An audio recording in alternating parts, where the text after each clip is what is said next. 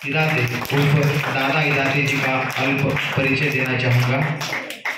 दादा इदाते जी का जन्म महाराष्ट्र में दापोली जिला रत्नागिरी में 1949 में हुआ। उनकी जो शिक्षा है बीएससी, बीएड और डीफार्म है, वो अपने आयु से करीब 8 या 9 साल की आयु से संघ के संबंधित रहे हैं। उन्होंने शाखा से लेकर तालुका, जिला, विभाग, प्रांत कार्यवाह तक बौद्धिक क्षेत्र प्रमुख तथा अखिल भारतीय संयोजक समरसता मंच तक उन्होंने काम किया है। संघ के प्रावधान में भटके मुक्त विकास परिषद जो महाराष्ट्र में थी, उनके वो संस्थापक रहे। समरसता मंच के संस्थापक कार्याध्यक्ष रहे और विमुक्त घुमंतु जनजाति विकास परिषद, इस परिषद की भी वह संस्थापक है। उन्होंने महाराष्ट्र में ऐसी समिति थी जिसे इदाते समिति के नाम से जाना जाता है, उस समिति के वो अध्यक्ष रहे। ये जो डीएनटी वर्ड है, इसमें डी फॉर डिनोटिफाइड ट्राइब्स आता है, जिसे हम विमुक्त जनजाति कहते हैं। N for nomadic and semi nomadic tribes के लिए आता है, जिसे घुमंतु, अर्ध घुमंतु जनजाति कहा है। कॉमनली हम इसे डीएनटी बोलते हैं। ये जो डीएनटी फाउंडेशन है, विमुक्त घुमंतु, अर्ध घुमंतु जनजातियों के लिए काम करने के लिए स्थापित है। आदरणीय दादा ने महाराष्ट्र स्टेट बैकवर्ड कमीशन में सदस्य के तौर पर 2 बार काम किया है और 1 बार इंचार्ज चेयरमैन रहे बैकवर्ड कमीशन के।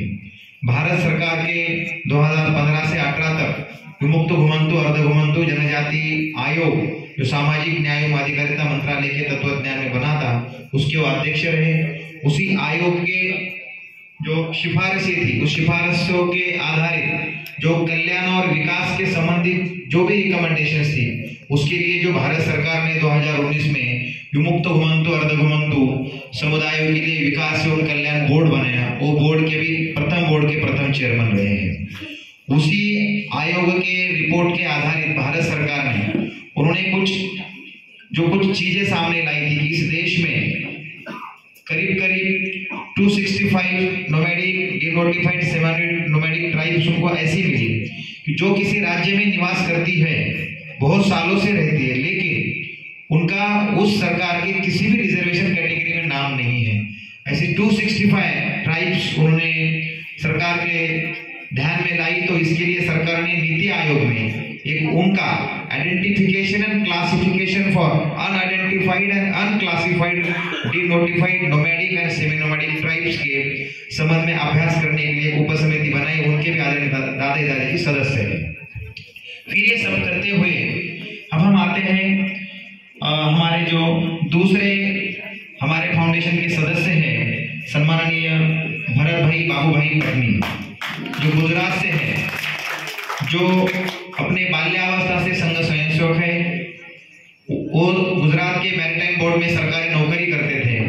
उन्होंने भी अपनी नौकरी का त्याग कर इस समाज के लिए 25 साल पहले काम किया। पूरे गुजरात पर वो अपने बाइक पर घूमते थे, इन समुदाय के बीच में जाना, इनका अध्ययन करना, इनको प्रश्न को समझना और वो सरकार के पास लेकर जाना।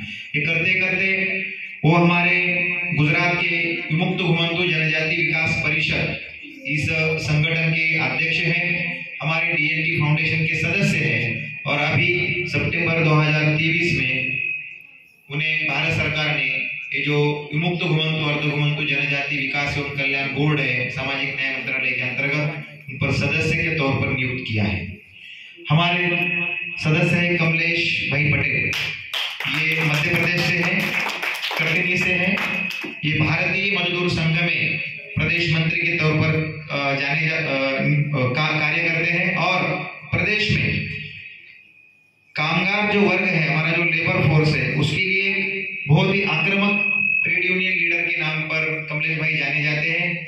उन्होंने बहुत सारे अच्छे काम इस लेबर और इस जो अनऑर्गेनाइज्ड सेक्टर है, उन्होंने काम किया है। मैं इस परिचय के बाद मेरा भी परिचय इन सभी मान्यवरों के बाद में मेरा परिचय देता हूँ। मेरा नाम अनिल देवीदास फड है। मैं मूलतः महाराष्ट्र के परभणी जिला से हूँ। मैं बॉम्बे म्यूनिसिपल कॉरपोरेशन, जिसे बृहन्मुंबई महानगर पालिका के तौर पर जाना जाता है, वहाँ जूनियर साइंटिफिक ऑफिसर के तौर पर कार्यरत हूँ। मैं इस संगठन का विमुक्त घुमंतु जनजाति विकास परिषद का अखिल भारतीय कार्यवाह हूँ और डीएनटी फाउंडेशन का सेक्रेटरी हूँ।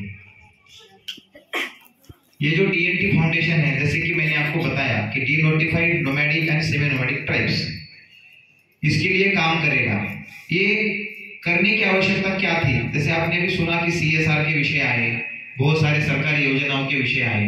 संगठन एक अलग तरीके का काम करता है, ज्यादा ताकत होती है, वो सब कुछ ले पाता है। इनमें तो एजुकेशन का ड्रॉप आउट इतना है कि 5th क्लास तक ही 90% तक बच्चे पढ़ नहीं पाते हैं, आगे पढ़ाई नहीं होती है। तो आप सोचिए कि ये अभी तक, हम तो बहुत आगे की बात करते हैं, सामाजिक प्रवाह में भी ये लोग नहीं आए हैं।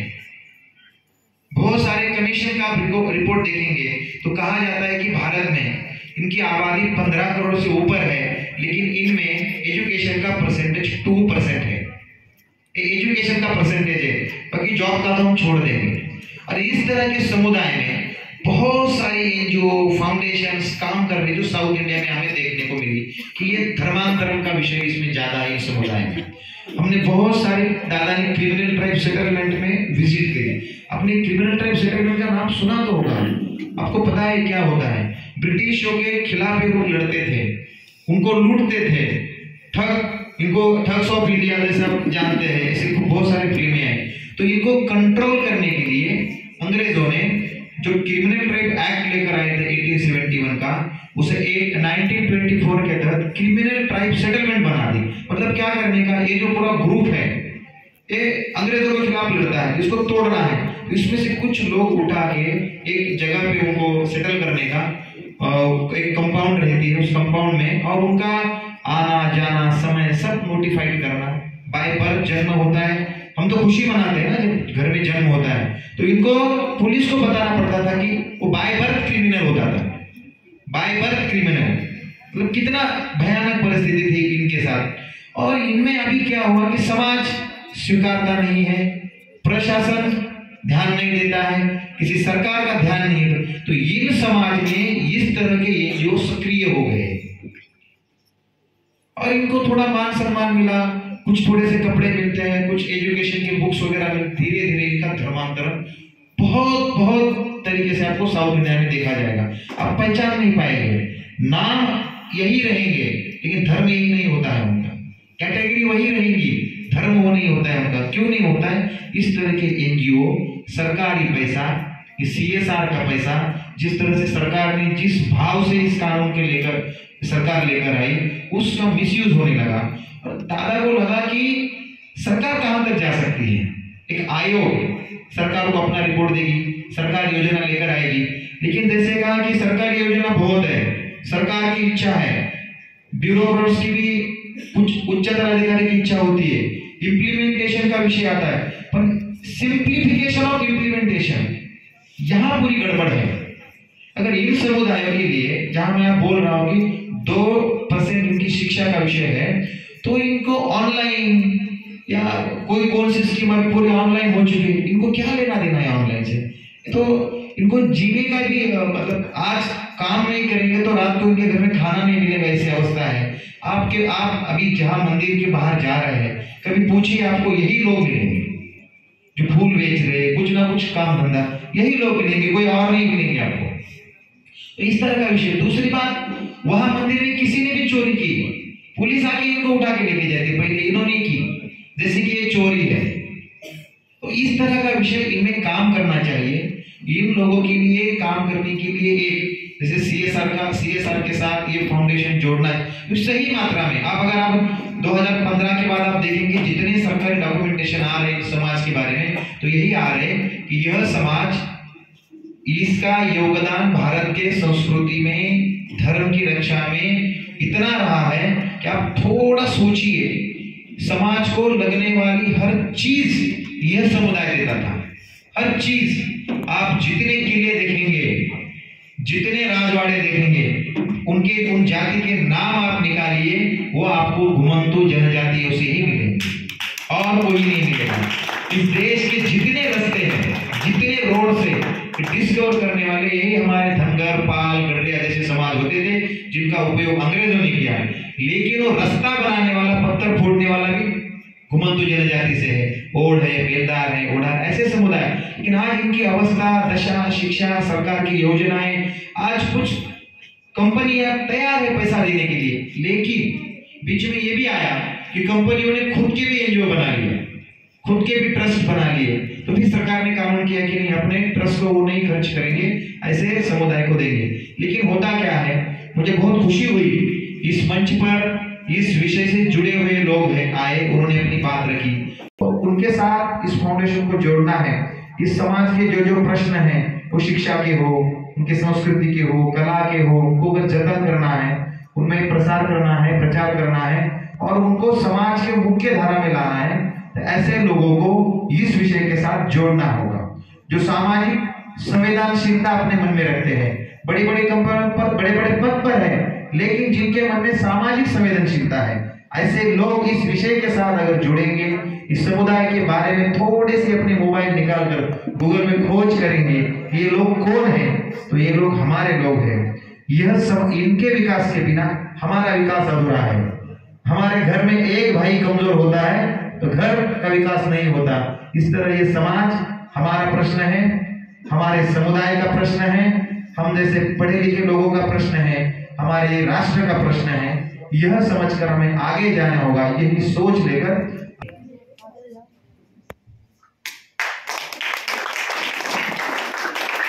आपसे प्रदान किया।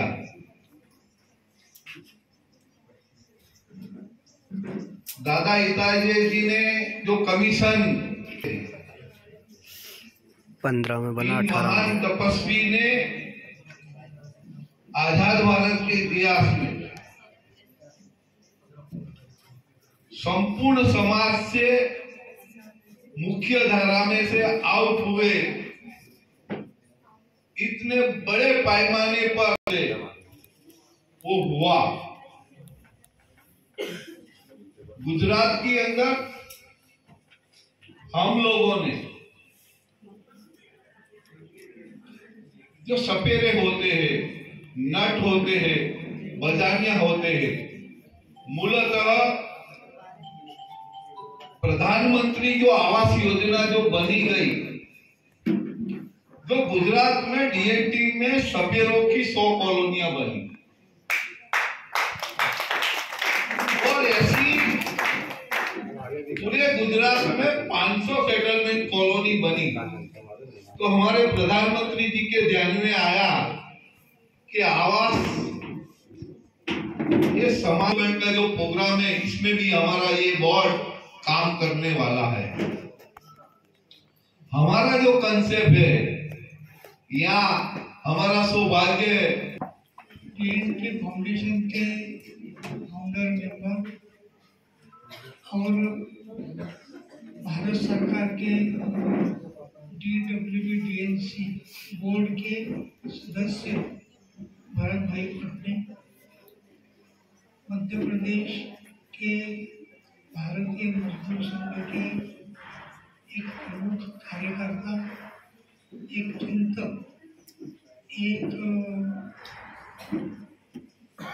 भूमि से जुड़ा हुआ कार्यकर्ता और हमारे विमुक्त घुमंतु जनजातीय विकास परिषद के मध्य प्रदेश के कार्यवाहक कमलेश जी और उपस्थित पद्मश्री का एक ग्रुप ही यहाँ है, सदस्य के रूप में उनकी नियुक्ति करते हैं। तो ऋषि जी का मैं स्वागत करता हूँ। मेरे मन में जो विषय था, जब मैं दिल्ली में था 6 बरस में, आया उनको लाया, उन्होंने अपने गाड़ी में बिठाया, ले लिया, अपने मकान में लेके आ गया। और अभी इनकी बेइज्जत नहीं होनी चाहिए, इज्जत से उनका अंतिम संस्कार होना चाहिए। इसलिए वो अपने घर में उनको उनका अंतिम संस्कार कर घर पर आग लगाई और उनका अंतिम संस्कार तो दिल्ली की थी, दिल्ली उनकी थी। तो वहाँ गुज्जर समाज है, बहुत बड़ा गुज्जर समाज। हम कहीं भी जाओ वहाँ जो किराए में मकान में रहते हैं गुज्जर के मकान मिलेगा। दिल्ली वेद व्यास फाउंडेशन है, वाल्मीकि फाउंडेशन है, बहुत बड़े फाउंडेशन है। तो क्यों ना जो दिल्ली भूमंतों की विमुक्त भूमंतों की थी वहाँ क्यों नहीं फाउंडेशन बनाया गया। और इसी कारण मैंने इस फाउंडेशन का निर्माण करने का निर्णय लिया। अभी उसके लिए कोई आविर्भाव भी अच्छा चाहिए ना देखने के लिए, और इसलिए वो दिल्ली का ही आदमी हमें मिल गया। अभी ये ऐसा है कि कभी कभी विस्मृति में सब इतिहास जाता है। अभी मैंने उल्लेख किया दिल्ली किसके, हमारे देश का जो इतिहास है, इस इतिहास में जो संघर्ष शुरू हुआ, इस संघर्ष में और जागरण में वो देवी के बारे में बताने लगे, देवता के बारे में बताने लगे, और आगे चलकर हमारे पूरे देश में एक जो कनेक्टिविटी धर्म के साथ रही वो ये घुमंत लोगों के कारण रही। उनके माथे पर पेटारा रहता है, उसका क्या होता है, देवी देवता। सब कार्यक्रम करने के बाद उसका दर्शन सबको करते, ये अपनी देवी देवता है। अभी राजा रणजीत सिंह का नाम आपने सुना होगा, कितना बड़ा, पहले लाहौर में रहते थे, पहले पंजाबी शेर जिनको कहते हैं, बहुत बड़ा राजा था। आखिर जम्मू कश्मीर में थे, जम्मू तावी नदी के किनारे उनका बंगला है बहुत बड़ा। वहां जहाँ बैठते थे वो सुवर्ण का, उनका वो जो गद्दी रहती थी सुवर्ण की थी। आज भी वहां जहाँ बैठते थे वहाँ पीछे जो एक लोड रहता है वो आज भी सुवर्ण का है। मैं देख के आया हुआ जाके, वो वहां से उनके ध्यान में आ गया कि हमारा काशी विश्वनाथ का मंदिर हुआ है, लेकिन सोने का एक उस पर कलश चाहिए, तो उन्होंने दे दिया। राजा रणजीत सिंह काशी विश्वनाथ का पुण्य श्लोक देवी अहिल्याबाई होलकर, अहिल्या देवी होलकर, जिससे हम हिंदू का हम देखें कि वहाँ का जो एयरपोर्ट है उनके नाम से अहिल्या देवी होलकर एक ऐसी राज्य करती थी, उनका चरित्र हमारे देश के हर एक आदमी के लिए अत्यंत प्रेरणादायक। और किसी भी अवस्था में कैसा राज्यकर्ता हो सकता है, हर एक महिला ने जिनका पढ़ना चाहिए ऐसा वो चरित्र है। पति के निधन के बाद बाकी में समय नहीं लगा, विमुक्त कहते हैं सासी समाज, उस शासी समाज में से राजा रणजीत सिंह। तो कैसे, वो तो राज्य करते थे, लेकिन उनको क्रिमिनल बनाया। वो जैसे हमारे अहिल्या देवी, वो धनगर समाज की थी,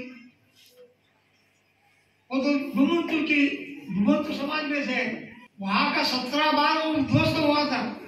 तो अहिल्या देवी को आप ध्यान में आ गया, अरे वहां के शिवलिंग का क्या होगा, कुछ करना चाहिए।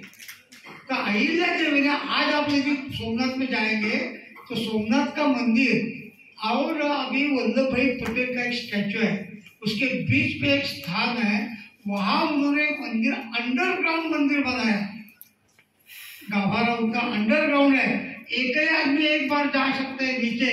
वहां पिंडी उन्होंने शिवलिंग आकर प्रस्तावित किया कि वो उद्ध्वस्त न हो जाए। वो अहिल्या रामेश्वर तक, आप कल्पना करो उस कालखंड में कैसा किया होगा। देश के हर एक कोने में उन्होंने धार्मिक संस्कृति के लिए पैसा खर्च कर किया, घाट बांधे, हर नदी के स्थान पर पूजा स्थान जहाँ जहाँ है मंदिर का निर्माण कर दिया। और कल्पना करो, एक भी पैसा उन्होंने गवर्नमेंट से नहीं लिया, यानी वो गवर्नमेंट थी ना वहाँ का नहीं, निजी, उनका जो निजी संपत्ति थी वो संपत्ति उन्होंने सबके लिए खर्चाई। ऐसा राज्य का कर दिया। ये विमुक्त घुमंतु है। ऐसे विमुक्त घुमंतु देश के हर एक राज्य में, मैं जब गया इसका खोज की, हर एक राज्य में इसके लिए जिन्होंने इतना, ऐसे लोगों का करना क्या, अंग्रेजों के सामने बहुत बड़ा प्रॉब्लम आ गया। कहाँ भी जाते थे एकदम हल्ला होता था, सब तो उनको लुटते थे, जंगल में जाते थे, कुछ भी नहीं कर सकते थे, छोटे छोटे लोग आते थे। मैं उमाजी नाइक का उदाहरण बता दो, आगे चलता हूँ। उमाजी नाइक जो एक रामोशी कम्युनिटी, विमुक्त न्याय जो कहते हैं, उस रामोशी कम्युनिटी में से वो थे, लेकिन वो जुन्नर में, जुन्नर यानी अपना जेजूर के खंडोबा के देवस्थान है और पुरंदर का किला है, उस परिसर में उन्होंने युद्ध शुरू किया। उनकी जो तलवार है वो अभी खंडोबा का जो मंदिर है उसमें है, जो 42 किलो इसका वजन है। मैंने 2 हाथ से ऊपर किया है। वो जब लड़ा था, अंग्रेजों के ध्यान में नहीं आ रहा था कि इसका पराभव कैसा करें। कल्पना करो, अभी एक अंग्रेज सरकार, एक छोटा, आज जिसको हम क्रिमिनल कहते हैं, एक्स क्रिमिनल कहते हैं, उस यहाँ से पुलिस प्रमुखों को बुलाया, किसके लिए कि इसका करे क्या। ऐसे लोग, वो इसको हम क्रिमिनल बोलते हैं। वो डीएनटी में, आज वो सब जो डीएनटी में है, तो ये कौन थे, ये आपके ध्यान में आने के लिए थोड़ा मैंने आपका समय लिया। जो फ्रीडम फाइटर थे उनको क्रिमिनल बनाया, और जो संस्कृति रक्षक थे उनको घुमंतु बनाया। हम विमुक्त को घुमंतु उनको बोलते हैं, जिन्होंने समाज को खड़ा किया। ऐसा समाज के आज की जो हालत है, क्यों ऐसी हालत हो गई, क्योंकि उन्हें क्रिमिनल लॉ आना, CTA क्रिमिनल ट्राइब एक्ट 1871 का लाया, और उसमें उन्होंने बाय बर्थ क्रिमिनल, इसका अर्थ किसी से नाता नहीं। जेल में 52 जेल पूरे देश में उन्होंने सेटलमेंट उसको कहते हैं, उस सेटलमेंट में उनको भर दिया, 3 तार के कुंपल में उनको रखा। और ये लोगों की अगली पीढ़ी क्रिमिनल हो गई, तो समाज में भी ऐसा वायुमंडल उत्पन्न हो गया, वो क्रिमिनल है, और उनको भी लगने लगा कि हम क्रिमिनल है। कि ये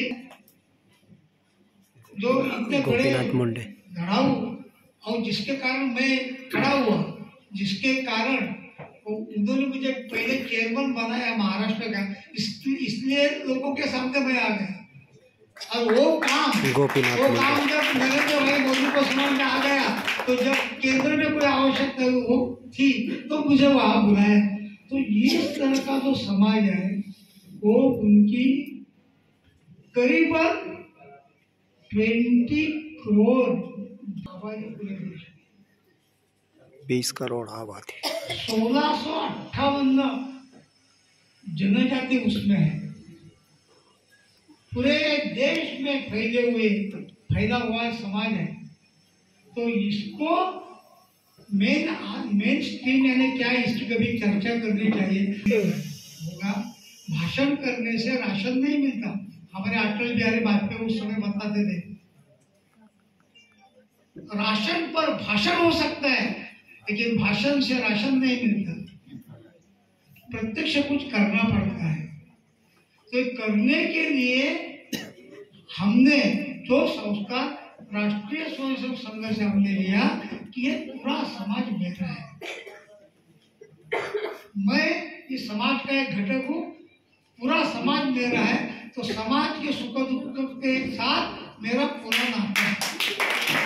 अभी मेरा कमीशन का बहुत बड़ा एक डॉक्यूमेंटेशन है, लेकिन मेरे कमीशन का अभ्यास मेरे से ज्यादा अनिल फड़का है। और एक युवा और एक नई पीढ़ी का एक नया विचारवंत महाराष्ट्र में पैदा हुआ है और इसमें बाय हार्ट काम कर रहा है। तो अभी DNT फाउंडेशन का भी वही कार्यवाह है। तो मुझे ऐसा लगता है कि ये जो विषय है, हमारे देश के फ्रीडम फाइटर, हमारे देश के कर दिया कमीशन, बोर्ड बनाया, मैं बोर्ड में गया, अभी बोर्ड के सदस्य है, अभी उनको कुछ प्रत्यक्ष काम करना है। 10 महीने मुझे मकान नहीं था, गाड़ी नहीं थी, सैलरी नहीं थी। उनको ऐसा लगा कि मैं यहाँ से पलायन करके जाऊंगा। तो मैंने कहा अधिकारियों को, आपको ऐसा लगता है कि आप मुझे कुछ नहीं देंगे इसलिए मैं यहाँ से जाऊंगा? मैं इसके लिए नहीं आया हूँ, मैं काम करके ही जाऊंगा यहाँ से। और वो कमीशन का वो 4 स्कीम जो लाई, अभी मैं समय कम है, बहुत कहने लायक 2 घंटे तो मैं आपको इसके बारे में बता सकता हूँ। पावन ऐसी धरती पर और पुण्य पावन ऐसे स्थान पर, धरती तो पुण्य पावन है ही, तो धरती में भी एक पुण्य पावन, एक नया तीर्थ क्षेत्र, ये हमारी धरती है अंकित ग्राम। और हमारे जो सुधीर भाई है, वो सुधीर भाई जो करते हैं स्वयं भी करते हैं। उनका ऐसा हर महीने करनी चाहिए। बहुत लोग है तो ये नहीं होता, ये नहीं होती तो ऋषि नहीं होते, ऋषि नहीं होती तो पद नहीं होती। हाँ, इसलिए मूलतः जिस इसका कारण है उनको मैं प्रणाम करता हूँ, प्रणाम करता हूँ और मेरे वाणी को विराम देता हूँ। धन्यवाद। में समरसता किस प्रकार से हो, उत्थान की जहाँ वास्तविक आवश्यकता है उसको कैसे किया जाए, ये दादा से बढ़िया जो उदाहरण नहीं हो सकता। ये ऐसे यहाँ अन्य विभूतियां भी बैठे हुए हैं, सभी का अपने अपने क्षेत्र में, कायर क्षेत्र में जो है एक अतिथि कायर है और उसके लिए वो अलंकृत भी किए जा चुके हैं। दूर करने की है, ऐसा उदाहरण जो है दादा के ऊपर ही फिट होता है। ये मेरा सौभाग्य है कि इस सेवा भूमि पर आने का मुझे अवसर मिला। दादा के कारण, हमारे भटनागर साहब के कारण, हमारे राष्ट्रीय कार्यवाह अनिल फड़जी मेरे जो बड़े भाई हैं और हमारे बोर्ड के जो है भारत सरकार के बोर्ड के मेंबर हैं, मैं आप सबका आभार व्यक्त करता हूं। और यहाँ पर जितने भी उपस्थित हैं, मेरी बहनें, मेरे छोटे चक्र का निर्माण, पहिए का निर्माण दोबारा करना हमारे जीवन की सबसे बड़ी मूर्खता होगी। इसलिए जो हमारे एक्सपीरियंस लोग हैं जिनसे हम सीख सकते हैं, उनसे सीख लूं, ये मेरे लिए सबसे बड़ी अच्छी बात रहेगी कि मैं उनसे सीख लूं। उनसे अनुरोध करूंगा कि वो आए। डॉक्टर विद्या बिंदु सिंह जी से कल थोड़ी सी चर्चा हमसे सुन पाए थे, मगर बिल्कुल समय कम था। मगर वो साहित्य के विषय में उन्होंने वर्ष 2022 में इनकी चिंता है साहित्य जिंदा रहे, इनकी चिंता है साहित्य जिंदा रहे। हमारे पास गिरीज और बुक में वर्ल्ड रिकॉर्ड बनाने वाले ऑर्थोपेडिक सर्जन देहरादून से संजय सिंह जी हमारे बीच में हैं। और 16 किलो का ट्यूमर जो आपने निकाला, तो उनका एक बड़ा नाम है देश और दुनिया में। हमारे बीच में लोक कला, गायन, वादन और नृत्य, जिसके लिए उन्हें पद्मश्री सम्मान मिला, वो बहन हमारी देहरादून से आई है। मुझे उनकी चिंता गायन वादन जैसे दादा की चिंता है, हर व्यक्ति अपने अपने फील्ड की चिंता उसे होती है, होनी भी चाहिए। उस पर मैं नहीं जाना चाहता। आगे अच्छा काम होगा। 13 में तो कानून आया है, 13-14 में तो कानून आया। देश समाज की माँ के रूप में आपकी भूमिका है, एक बहन के रूप में भूमिका है, एक पत्नी के रूप में भूमिका है, और एक साहित्य सृजन में लखनऊ जैसी जो होते हैं, गृह मंत्री जी होते हैं, तब यह सम्मान प्राप्त होता है। इसलिए इस सम्मान की गरिमा बनाना भी काम है। अब मैं विद्या बिंदु जी, सबके हित में होता है, उसमें वो जुड़ता है तो उसकी मदद लोगों को करनी चाहिए, परिवार को भी और पूरे समाज को भी, क्योंकि सबके लिए वो जीता है। ऐसे यहाँ के जो संस्था बनी, इसके संचालक, इसके अध्यक्ष, इसके सचिव और जो भी यहाँ समर्पित भाव से कर रहे हैं उनका परिवार, ये सब वंदनीय है। साहित्य की बात आपने की, ये सब साहित्य देता है, सोचने की दृष्टि देता है साहित्य।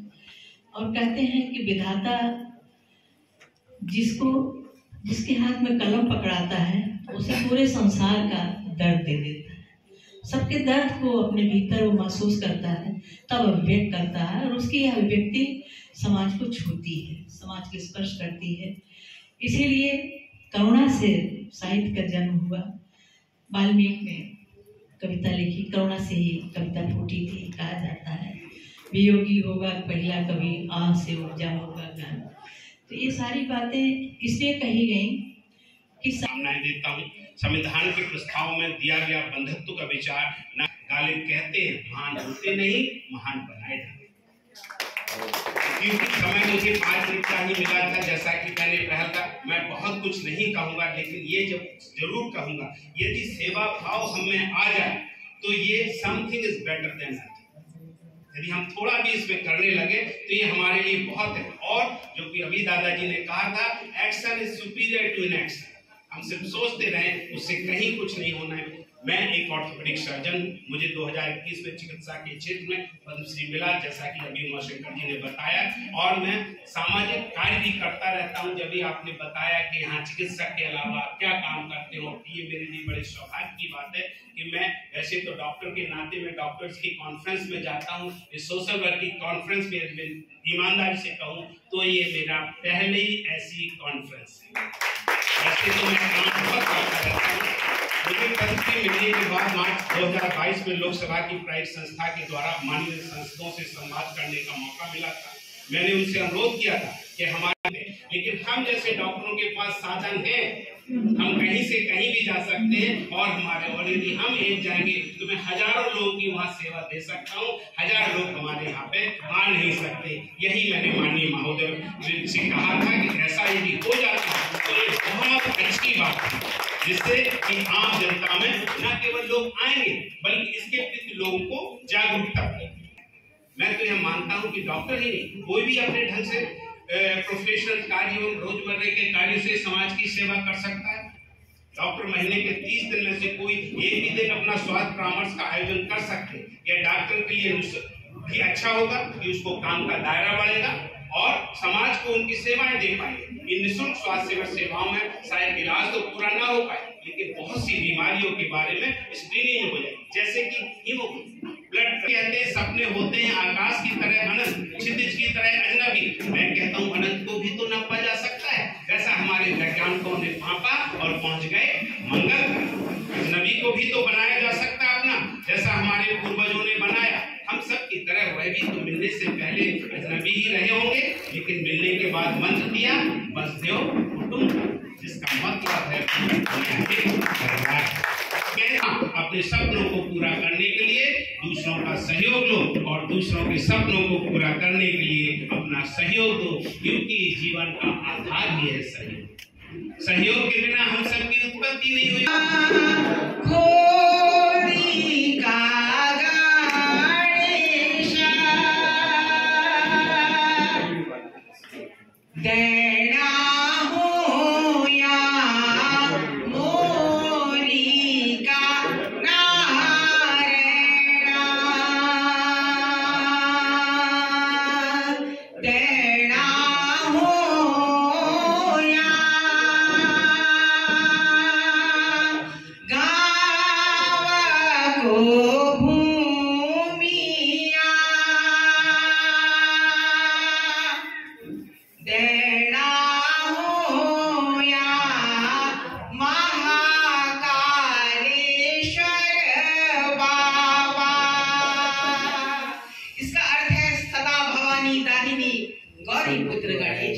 पंचदेव रक्षा करे, माँ विष्णु महेश।